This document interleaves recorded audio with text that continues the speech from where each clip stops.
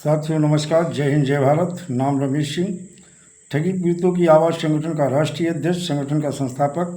आज फिर आप लोगों के बीच में उपस्थित हुआ हूं।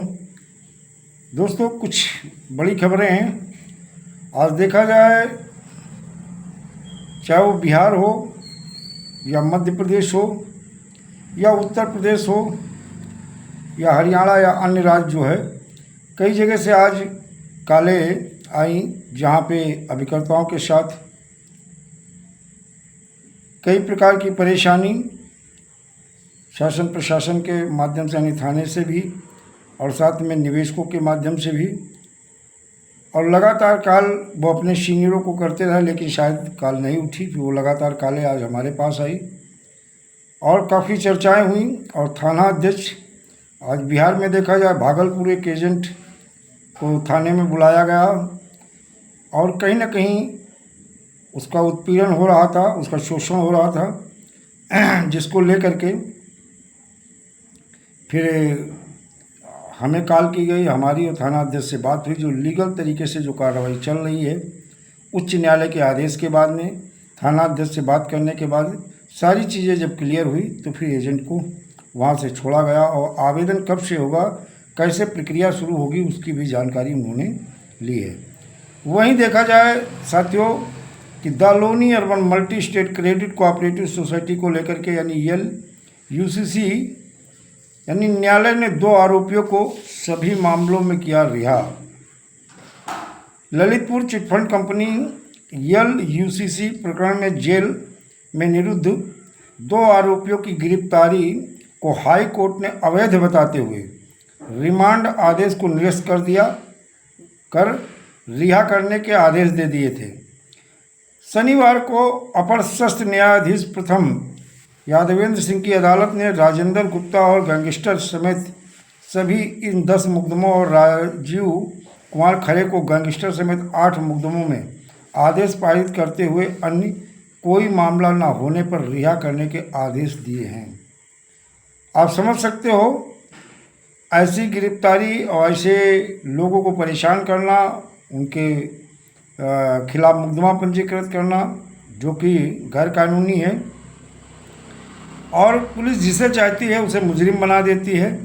इसी तरह मामले में यूसीसी प्रकरण में गैंगस्टर एक्ट समेत अन्य गंभीर धाराओं में 2 आरोपी राजेंद्र कुमार गुप्ता उर्फ राजू बरसैया और संजीव कुमार खरे 25 जनवरी से जिला कारागार में निरुद्ध चल रहे थे, लेकिन अब हाई कोर्ट के आदेश के बाद उन्हें बड़ी राहत मिली है।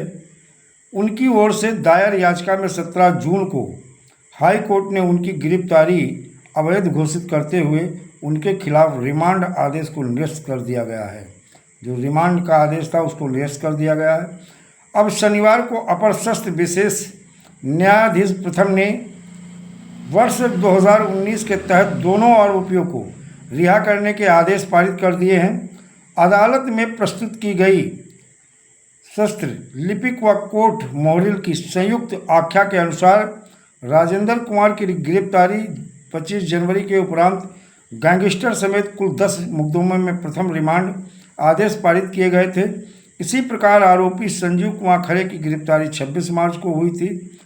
उसके विरुद्ध 8 मुकदमों में रिमांड आदेश पारित किए गए थे। इसी मामले में आरोपी की ओर से इलाहाबाद उच्च न्यायालय में रिट याचिका की गई थी, जिसमें 17 जून को पारित आदेश में पाया गया कि आरोपियों की गिरफ्तारी के समय कारण व आधिकारिक आधार की विधि सम्मत जानकारी नहीं दी थी। अनुच्छेद 22 एवं दंड प्रक्रिया संहिता की धारा 50 के उल्लंघन के आधार पर उच्च न्यायालय ने इन सभी रिमांड आदेशों को निरस्त कर दिया था। देखा जाए, ये निरस्त कर दिया था सभी रिमांड आदेशों को। उक्त मामले में अपर सत्र विशेष न्यायाधीश की अदालत ने शनिवार को दोनों आरोपियों को 1-1 लाख रुपए के मुचलके पर अविलंब रिहा करने का आदेश दे दिया। आरोपियों की ओर से पैरवी कर रहे हाई कोर्ट के अधिवक्ता अनुपम वर्मा ने बताया कि राजेंद्र कुमार गुप्ता और संजीव कुमार खरे दोनों ही गिरफ्तारी अवैध तरीके से की गई थी। हाई कोर्ट के आदेश की अनुपालना में शनिवार को अपर सत्र विशेष न्यायाधीश ने दोनों को बिना जमानत कि गैंगस्टर समेत सभी मामलों में रिहा कर दिया है। तो दोस्तों, ये एक बड़ी खबर है, जहां अनावश्यक किसी को परेशान करना, उनके ऊपर फर्जी मुकदमा लगा देना और उनका उत्पीड़न शोषण करना, और पुलिस इस बात को समझ लेती कि नहीं, जो हम कह रहे हैं, जो हम कर रहे हैं वही सही है, तो कहीं ना कहीं फिर आगे भी न्यायालय है, न्यायपालिका है और भी बहुत सारे मार्ग हैं जिनके माध्यम से बचाव। अगर आप गलत नहीं हो तो फिर आप बच जाओगे, अगर आप गलत हो तो कहीं ना कहीं, कहते हैं सत्य परेशान होता, पराजित नहीं होता है, और सत्य एक दिन सामने आ जाता है और पाप जो होता है वो भी सामने आ जाता है। और पाप किसी प्रकार से आपने चाहे लोगों को बहला फुसला करके अपने हितों को साधने के लिए, अपने लाभ के लिए अगर आपने किया है, तो आज नहीं कल, कल नहीं परसों, परसों नहीं बरसों बाद इसका दंड जरूर मिलेगा। इतिहास अपने आप को दोहराता है।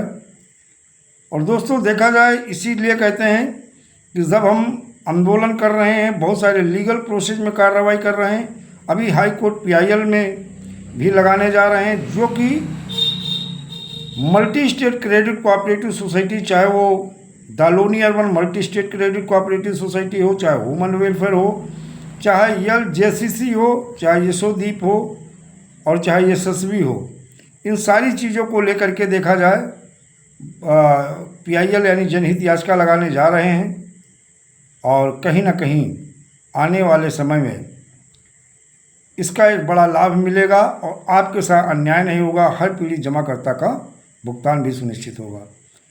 और एक चीज़ और देख लिया जाए कि जो वर्ष 2019 को लेकर के अनुराग ठाकुर ने लोकसभा में बड़ी बड़ी बातें की थी और कानून बड़ा अच्छा, नो डाउट, उन्हीं को एक सागा ग्रुप की एक सोसाइटी को लेकर के प्रार्थना पत्र दिया गया था केंद्रीय सहकारिता राज्य मंत्री भारत सरकार नई दिल्ली को, यानी श्री अनुराग ठाकुर जी को, कृपया माननीय गृह मंत्री और सहकारिता मंत्री जी को संबोधित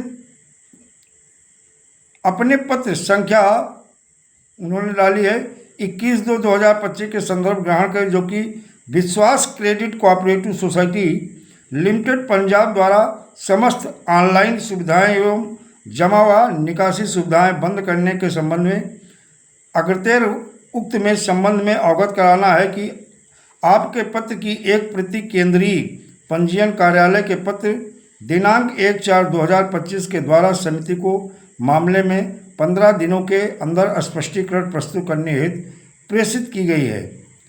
इसके अतिरिक्त केंद्रीय पंजीयन कार्यालय के पत्र दिनांक 1/4/2025 के द्वारा सहकारी समितियों के पंजीकरण पंजाब सरकार से बहुराज्य सहकारी सोसाइटी अधिनियम 2002 की धारा 108 के तहत उक्त समिति का निरीक्षण कर रिपोर्ट प्रेषित करने का अनुरोध किया गया है, ताकि तदनुसार मामले में बहुराज्य सहकारी सोसाइटी अधिनियम 2000 नियमों के अंतर्गत आवश्यक कार्रवाई की जा सके।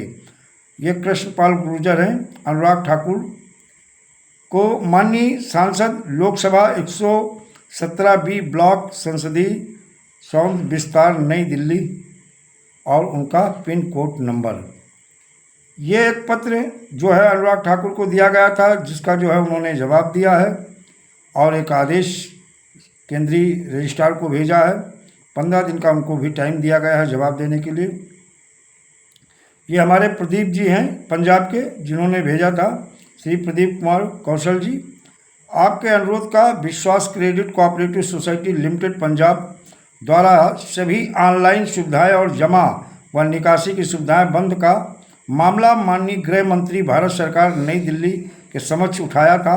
अतः इस संबंध में माननीय केंद्रीय सहकारिता राज्य मंत्री भारत सरकार नई दिल्ली से प्राप्त दिनांक 9 अप्रैल 2025 के पत्र की प्रति आपके सूचना से संलग्न है अनुराग सिंह ठाकुर, और इन्होंने प्रदीप जी को जो पत्र दिया था उसका जवाब दिया है। ये पंजाब से तो विश्वास क्रेडिट कोऑपरेटिव सोसाइटी को लेकर के नई सागा ग्रुप की है। ये भी एक बड़ी खबर है और 15 दिन का समय दिया गया सेंट्रल रजिस्ट्रार को और उसका जिससे कार्रवाई की जा सके। तो कहीं न कहीं लीगल तरीके से हम और हमारा संगठन और हमारे अपने लोग लगे हुए हैं। हर स्तर पे हर पीड़ित जमाकर्ता का भुगतान सुनिश्चित होगा, आपकी पीड़ा और दर्द का अंत होगा और सबका भुगतान होगा। जय हिंद, जय भारत, वंदे मातरम।